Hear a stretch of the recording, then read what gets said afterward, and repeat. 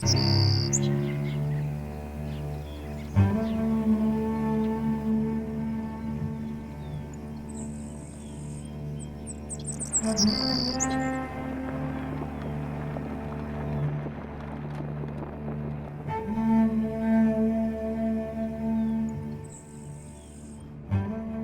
Rick Barrett, a reporter with the Milwaukee Journal Sentinel and USA Today network.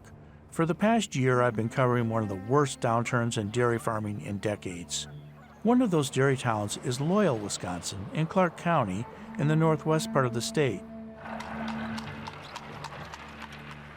I recently returned to see how this city of 1,300 people is dealing with a new and historic crisis, the COVID-19 pandemic.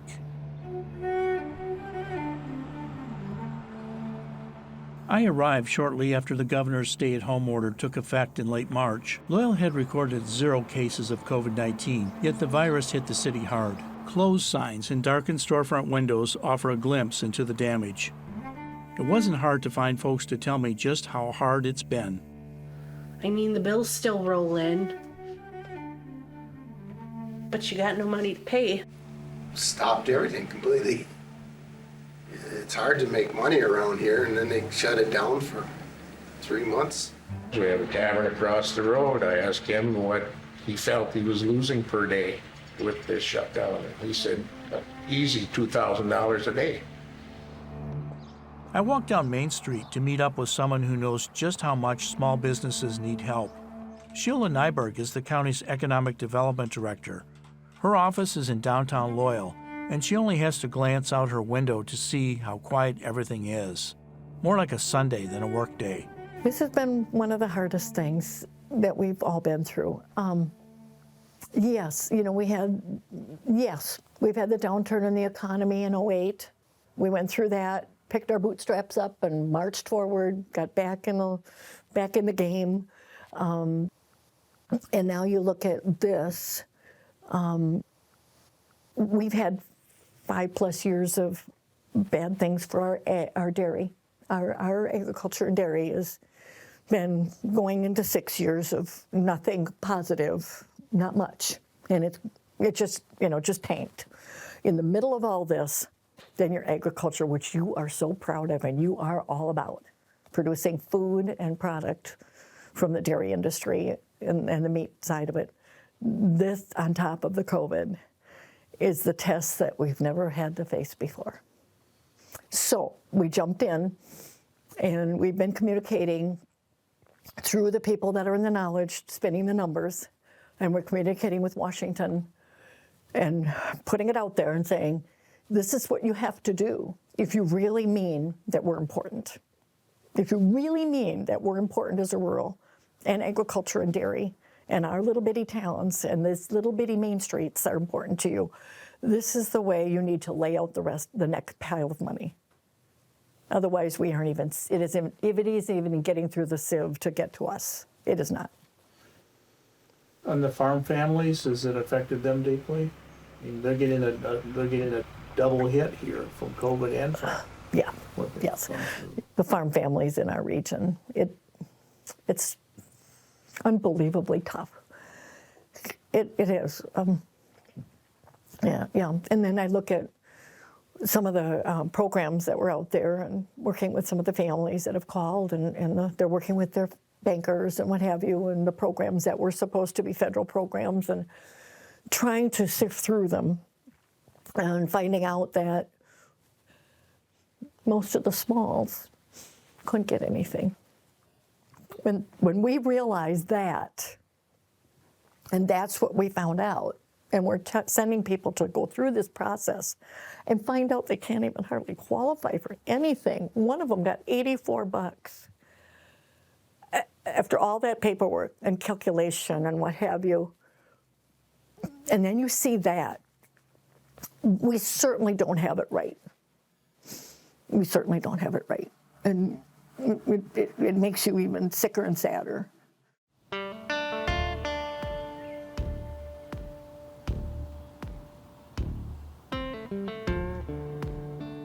I took a drive to visit one of these farms, the Wreath Farm on Chickadee Road, just a few miles from downtown Loyal. It's been in the family since 1948. They milk 250 cows, a mid-sized dairy operation in this county where there are twice as many dairy cows as people. Last year after taxes, the Reed farm only made $500. And now, COVID-19 adds to their worries. They're not alone. After 5 years of low milk prices, 2020 was forecast to be a recovery year for the dairy industry. But economists are now expecting prices to plummet, with the coronavirus impacting demand and threatening the dairy workforce. I'm scared. I really am. It's going to be tough. You wonder how you're going to get everything done with the crop and then everything else.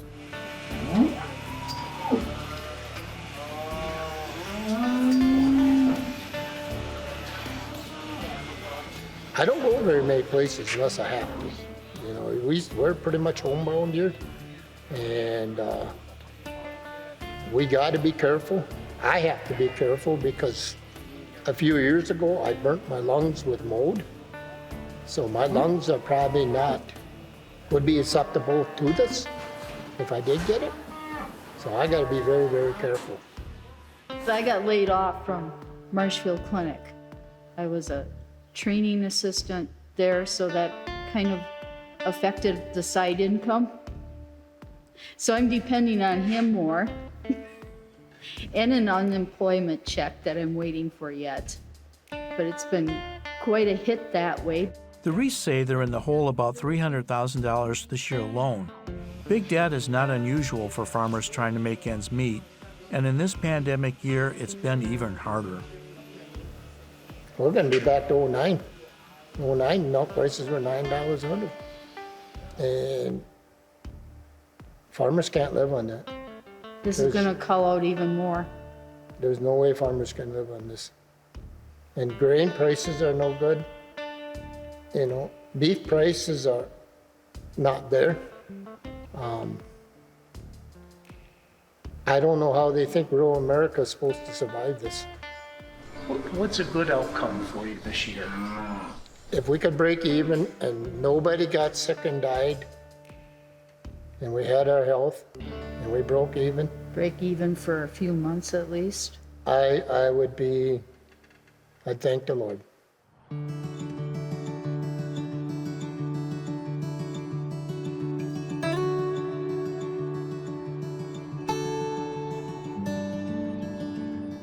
That sense of hope is also felt back in the city, where loyal residents continue to lean on each other for help and support.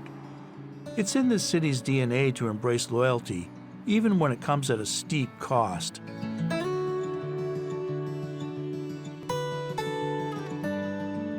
Legend has it that Loyal got its name because every single eligible man in town enlisted to fight for the Union in the Civil War.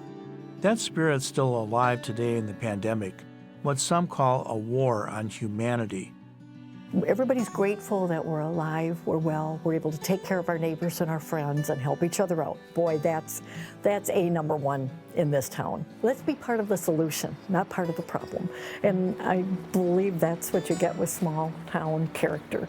And what you get are companies retooling themselves, from making window treatments to face masks. And a school district handing out 300 lunches a day. And alumni from the Future Farmers of America distributing milk in town.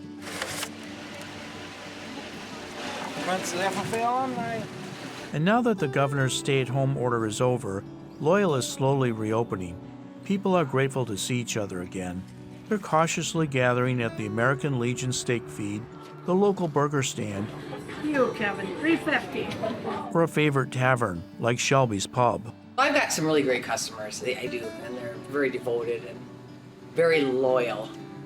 We're gonna have to take a lot of precautions and, everybody being sanitary with the hand washing and when people leave, I'm gonna have to do the wet wipes and the Lysol and the Clorox bleach, to keep everything, so it's gonna be a lot of work for me, but it'll be worth it to have people back in here.